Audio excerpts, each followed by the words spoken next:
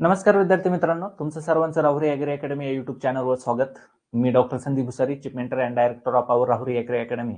बघा, जवळपास भरपूर दिवसापासून जे काही आपली ॲग्री एमपीसी मेन्स जी काही डिस्क्रिप्टिव्ह एक्झामिनेशन झाली होती, ते जे काही विद्यार्थी असतील त्या भरपूर दिवसापासून विद्यार्थ्यांचे कॉल मेसेज वगैरे येते की सर आपला ॲग्रीचा जो काही रिझल्ट आहे ते पेपर वगैरे चेक झालाय का, तो रिझल्ट केव्हा लागेल किंवा कट ऑफ वगैरे आहे तो किती लागेल, ठीक आहे. आणि जे काही इंटरव्ह्यूचं शेड्यूल वगैरे आहे ते शेड्यूल वगैरे केव्हा होईल, असे भरपूर सारे विद्यार्थी सातत्याने कॉल मेसेज वगैरे करत असतात.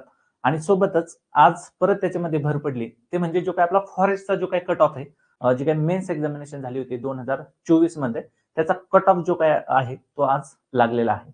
आणि त्याच्यावरून एक जर आपण कट ऑफ वगैरे पुढे बघणार आहोत, तो जर कट ऑफ वगैरे जर बघितला आपण तर खूप कमी कट ऑफ वगैरे त्याचा लागलेला आहे. बाकी कॅटेगरीचा जर ओपनचा जर सोडला तर तो 220 हा कट ऑफ वगैरे लागलेला आहे. बाकी कॅटेगरीचा वगैरे जर बघितला तर खूप कमी कट ऑफ लागलेला आहे. त्याच्यावरून भरपूर सारे विद्यार्थी कॉल मेसेज वगैरे करत आहे की सर आपला ॲग्रीचा नेमका कट ऑफ वगैरे किती लागेल.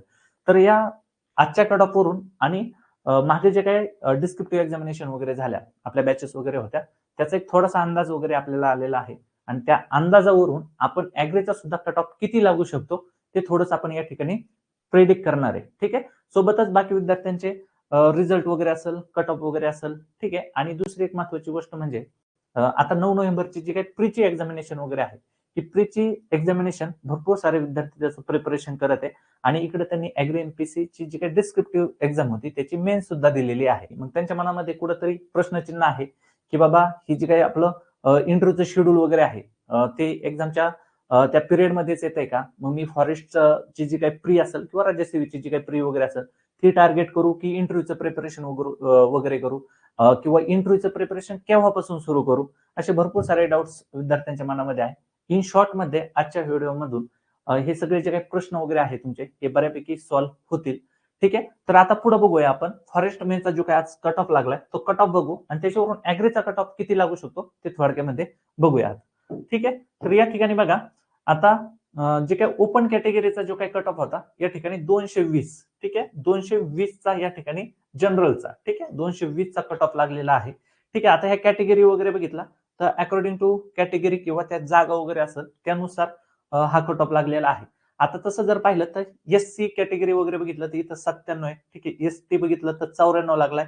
एनटीए वगैरे बघितलं तर 151 लागलाय. ठीक आहे. एनटीसी वगैरे बघितलं तर 165 लागलाय. आणि इथं सगळ्यात महत्वाचं ओबीसी जर बघितलं तर 102 लागलाय. ठीक आहे. 102. आता ओपन, जनरल आणि ओबीसी याच्यामध्ये भरपूर सारा गॅप आहे. ठीक आहे. म्हणजे जवळपास 100 मार्काचा या ठिकाणी डिफरन्स आहे. बघा, आता हे जे काही डिफरन्स वगैरे असेल हा डिफरन्स कोणत्या कॅटेगरीला जागा वगैरे किती, ठीक आहे, त्याच्यावरून हे कट ऑफ जवळपास डिसाइड वगैरे होतो. म्हणजे एवढा जो काही डिफरन्स वगैरे झालेला आहे. आता आपल्याला यामध्ये त्या जागा वगैरे किती होत्या, कॅटेगरी वाईज जागा वगैरे किती होत्या ते आपल्याला या ठिकाणी म्हणजे महत्वाचं नाही. आपल्याला फक्त काय करायचं, शॉर्ट मध्ये ॲग्रीचा कट ऑफ किती लागू शकतो. म्हणजे आता बघा, भरपूर विद्यार्थी असेल की सर मी 350 मार्काचं लिहिलंय, ठीक आहे, माझं 20 मार्काचं सुटलंय, माझं 30 मार्काचं सुटलंय, माझं 50 मार्काचं सुटलंय, माझं 60 मार्काचं सुटलंय, असे भरपूर विद्यार्थ्यांचे क्वेश्चन आहेत किंवा सातत्याने प्रश्न करत असतात, सर माझं एवढं मार्काचं राहिलं मग मी कट ऑफला क्वालिफाय होईल का. आता सांगायचं एवढंच आहे याच्यामधून की आता हा कट ऑफ बघा तुम्ही, आता हा जरी कट ऑफ बघितला तुम्ही तर हा किती 400 पैकी लागलेला कट ऑफ. ठीक आहे. कट ऑफ हा 400 पैकी लागलेला आहे. आता ओबीसी मध्ये बघा तुम्ही 102 चा कट ऑफ लागलाय. म्हणजे आता बघा, कट ऑफ लागलाय म्हणजे तुम्ही इंटरव्ह्यूला क्वालिफाय झालात. ठीक आहे. फायनल सिलेक्शन जे आहे अजून 50 मार्काचा इंटरव्ह्यू वगैरे होईल आणि त्याच्यानंतर काय लागेल, फायनलचा म्हणजे फायनल मेरिट लिस्टचा जो काही कट ऑफ वगैरे आहे तो येईल. ठीक आहे. म्हणजे आता 400 पैकी जर आपण बघितलं तर फक्त या ठिकाणी बघा 400 पैकी तुम्हाला कट ऑफ मध्ये निघायला किती मार्क पाडायचे होते, 102 मार्क पाडायचे होते. ठीक आहे. मेनच्या कट ऑफ मध्ये बसायला म्हणजे एवढ्या तुम्हाला ऑपॉर्च्युनिटी आहे. सगळ्यात महत्वाचं काय की जे आता तुम्ही कॉल करताय, मेसेज करताय की हे 20 मार्काचं राहिलं, 30 मार्काचं राहिलं, 50 मार्काचं राहिलं, ठीक आहे, तर किती पण मार्काचं राहू द्या. ठीक आहे. तुमचे कट ऑफ मध्ये बसण्याचे 100% चान्सेस आहे. फक्त तुम्ही जे लिहिलंय ते किती क्वालिटी लिहिलंय त्याला महत्व आहे. ठीक आहे. मग समजा 50 मार्काचं जरी राहिलं असेल किंवा 100 मार्काचं जरी राहिलं असेल तुमचं आणि बाकीचं जर तुम्ही अॅक्युरेट लिहिलं असेल, ठीक आहे, आणि टू द पॉइंट वगैरे लिहिलं असेल तर त्या ठिकाणी तुम्ही कट ऑफ मध्ये बसण्याचे मॅक्झिमम चान्सेस वगैरे आहे.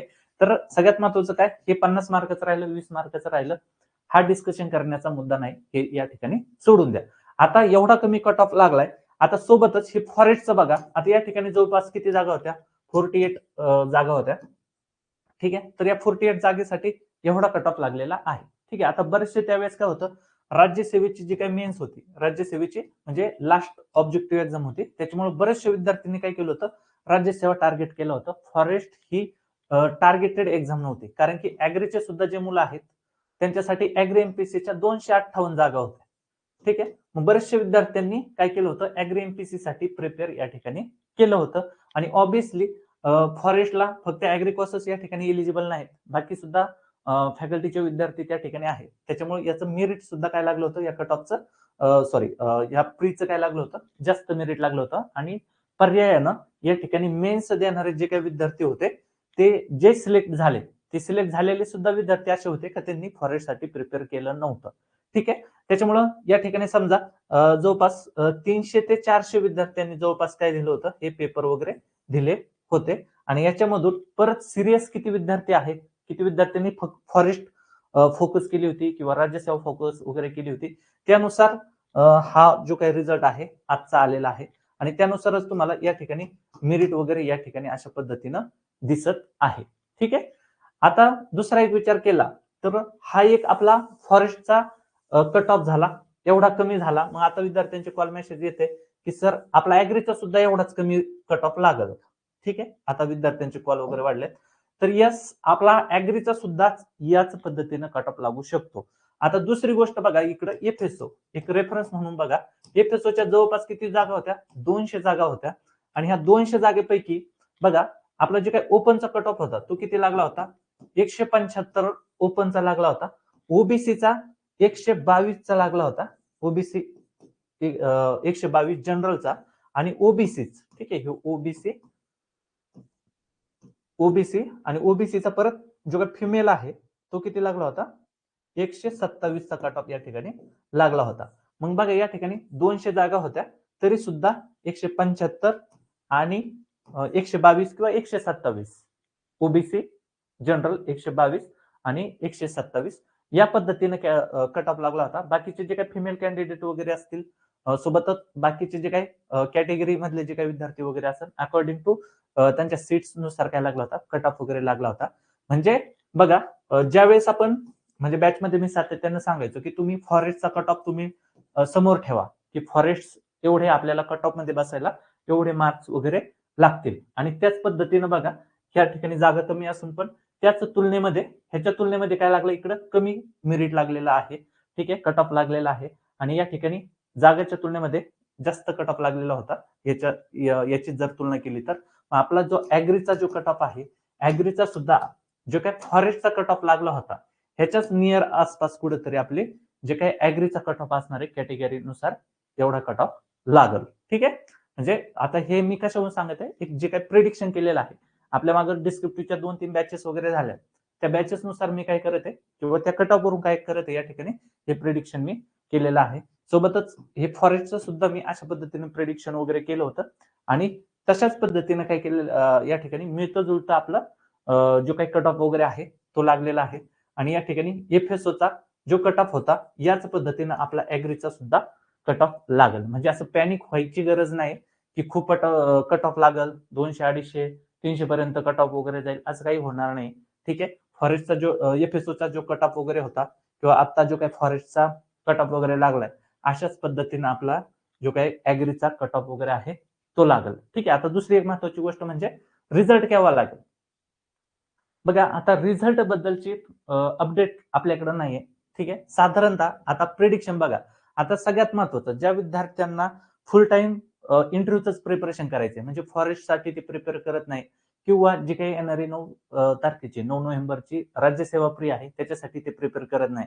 अशा ज्या विद्यार्थ्यांना फक्त जो आपला इंटरव्ह्यूच टार्गेट करायचा आहे अशा विद्यार्थ्यांनी काय करा, इंटरव्ह्यूचं प्रिपरेशन वगैरे तुम्ही स्टार्ट करून द्या.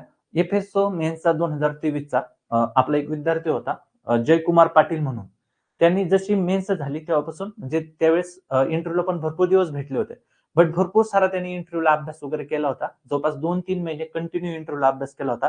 आणि त्याचं इंटरव्ह्यू टॉपर, ठीक आहे, म्हणजे इंटरव्ह्यू टॉपर तो आला. 100 नाही 35 मार्क त्यांनी इंटरव्ह्यूला घेतले होते आणि एफएसओ मेन्सचा तो इंटरव्ह्यू टॉपर वगैरे आहे. मग अशा पद्धतीने जर तुम्ही 9 नोव्हेंबरची एक्झामिनेशन टार्गेट केली नसेल तर तुम्ही 100% तुमच्या आता इंटरव्ह्यूला तुम्ही देऊ शकता.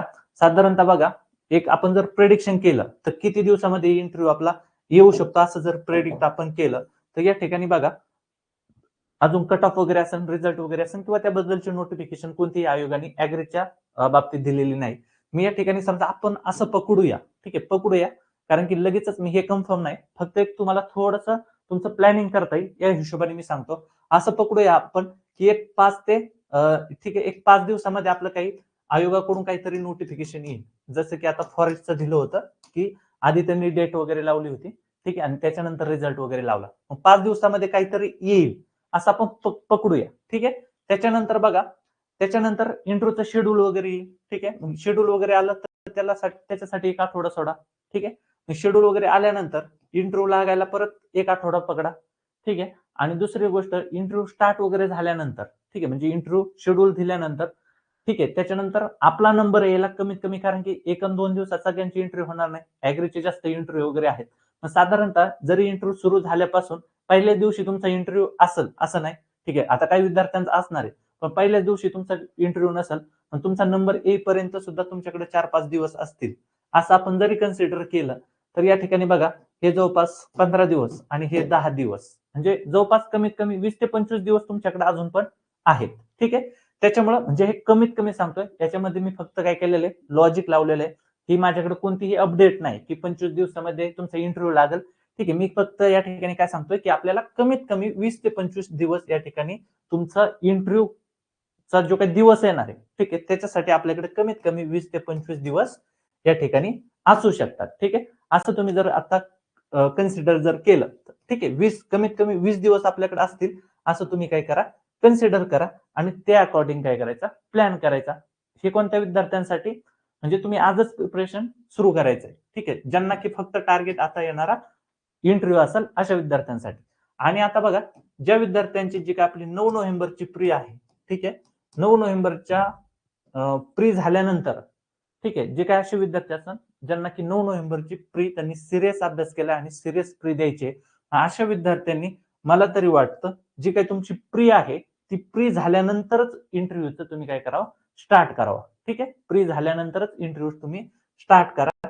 कारण की बघा, आता जरी 20 दिवस आपण जरी पकडले या ठिकाणी, मिनिमम 20 दिवस जरी पकडले आपण, तर या ठिकाणी बघा, तुम्ही जर सिरियस प्री करताय, तुम्हाला सिरियस पुढे फॉरेस्ट मेन्स वगैरे पण द्यायचे, तर या ठिकाणी आता आपण कमीत कमी 20 दिवस आपल्या हातामध्ये असणार आहे. आणि आपली ही 9 तारखेची एक्झाम आता आपली किती दिवसावर आलेली आहे, 10 दिवसावर आलेली आहे. मग हे 10 दिवस जरी कट केले तरी इंटरव्ह्यू साठी तुम्हाला बेटर तुमच्याकडे किती दिवस असतील, 10 दिवस असतील, ठीक आहे. 10 दिवस तुमच्याकडे असतील, ठीक आहे. मग एखाद्याला भीती वगैरे वाटत असेल, ठीक आहे, इंटरव्ह्यूची भीती वाटत असेल, नेमकी कशा पद्धतीने इंटरव्ह्यूचं काहीच बघितलं नसेल, असे काही विद्यार्थी असेल की प्री पण सिरियस चालू आहे आणि इकडे आता थोडंसं इंटरव्ह्यूकडे लक्ष दिलं तर इकडे सुद्धा गडबड उडू शकते, असे जे काही विद्यार्थी असेल, ठीक आहे, मग थोडीशी इंटरव्ह्यूची तुम्ही ओळख करून घ्या. त्यासाठी एखादे युट्यूबला वगैरे तुम्ही व्हिडिओ बघा. आता बघा, मी आपल्या टेलिग्राम चॅनलला जे काही आपले शिवराम धुरे सर आहेत, ठीक आहे, ते बरेचसे इंटरव्ह्यू टॉपर वगैरे आहेत, त्यांनी PSI वगैरे असेल, STI वगैरे असेल, त्याच्या मेन्स वगैरे असतील, इंटरव्ह्यू वगैरे असतील, राज्यसेवेच्या मेन्स इंटरव्ह्यू वगैरे असतील, सोबतच ऍग्रीचे जे काही आपले इंटरव्ह्यू असेल 2017चे 18चे, ठीक आहे, भरपूर सारे इंटरव्ह्यू सरांनी दिलेत आणि सगळ्याच इंटरव्ह्यू मध्ये सरांनी जवळपास चांगले आणि टॉपचे मार्क घेतलेले आहेत. त्याच्यामुळे मी तो जवळपास 1 तासाचा व्हिडिओ वगैरे आहे, या व्हिडिओच्या डिस्क्रिप्शन बॉक्समध्ये मी त्याची लिंक सुद्धा तुम्हाला पाठवतो आणि आपल्या टेलिग्राम चॅनलला सुद्धा तो इंटरव्ह्यू म्हणजे सरांचं ते सेशन वगैरे आहे ते मी अपलोड केलेलं आहे. ते इंटरव्ह्यूचं सेशन तुम्ही व्यवस्थितपणे बघा आणि एक थोडीशी इंटरव्ह्यूची आयडिया तुम्हाला येऊन जाईल. आणि मॅक्झिमम जे काही विद्यार्थी असतील 9 नोव्हेंबर टार्गेट असेल त्यांनी साधारणतः जी काही तुमची प्रीची एक्झामिनेशन वगैरे आहे त्याच्यानंतरच तुम्ही प्रिपेअर केलेलं बेटर राहील, ठीक आहे. आणि जो काय आपला रिझल्ट वगैरे आहे कधी येईल तर त्याबद्दलची अपडेट सध्या कोणतीही आपल्याकडे नाही. अशा पद्धतीने जे काही तुमचे प्रश्न वगैरे होते ते आपण बऱ्यापैकी या ठिकाणी घेतलेले आहेत. सातत्याने विद्यार्थी कॉल मेसेज वगैरे करायचे, तर साधारणतः अकॉर्डिंग टू धिस तुम्ही थोडंसं 20 दिवस तुमच्याकडे आहे, अशा अनुषंगानं तुमचे जे काही प्रयत्न वगैरे असतील इंटरव्ह्यू साठी किंवा एक्झामिनेशन साठी वगैरे, ठीक आहे, त्या अकॉर्डिंग तुम्ही काय करा, प्रिपेअर करा. तर अशा पद्धतीनं जे काही सातत्याने तुम्ही प्रश्न वगैरे विचारत होता ठीक आहे. आज तर जास्तच फोन कॉल्स किंवा मेसेज वगैरे भरपूर विद्यार्थ्यांचे आलेत. तर त्याच्यावरून ठरवलं की एक शॉर्ट व्हिडिओज घेऊन टाकूया आणि सगळ्या गोष्टी थोड्याशा डिटेलमध्ये एक्सप्लेन करून सांगू. या अनुषंगाने हा व्हिडिओ आज आपण घेतला होता. ठीक आहे. तर 9 नोव्हेंबर नंतर परत आपली जी काही फॉरेस्ट एमपीसीची जी काही आपली मेन्सची एक्झाम आहे, त्याच्यासाठी ॲग्रीकल्चर ऑप्शनल आणि बॉटनीचा जो काही ऑप्शनल वगैरे आहे, तो आपला येत आहे. ठीक आहे. सेम जी काही ॲग्री एमपीसीला जशा पद्धतीने तुम्ही नोट्स वगैरे असेल त्याला गुड रिस्पॉन्स वगैरे दिला आणि सगळ्या महाराष्ट्राने जवळपास आपल्या ॲग्री एमपीसी मेनच्या नोट्स वापरल्या. अगदी तशाच पद्धतीनं एकदम दर्जेदार क्वालिटीच्या ज्या काही नोट्स वगैरे आहे आपण फॉरेस्टच्या, बॉटनी आणि ॲग्रीकल्चर ऑप्शनलच्या बनवलेल्या वगैरे आहे आणि अपकमिंग काळामध्ये तो जो काही ऑप्शनल सब्जेक्ट वगैरे असेल त्याचे बॅचेस सुद्धा आपल्या येते. तर या ठिकाणी आपण थांबूया. Thank you so much.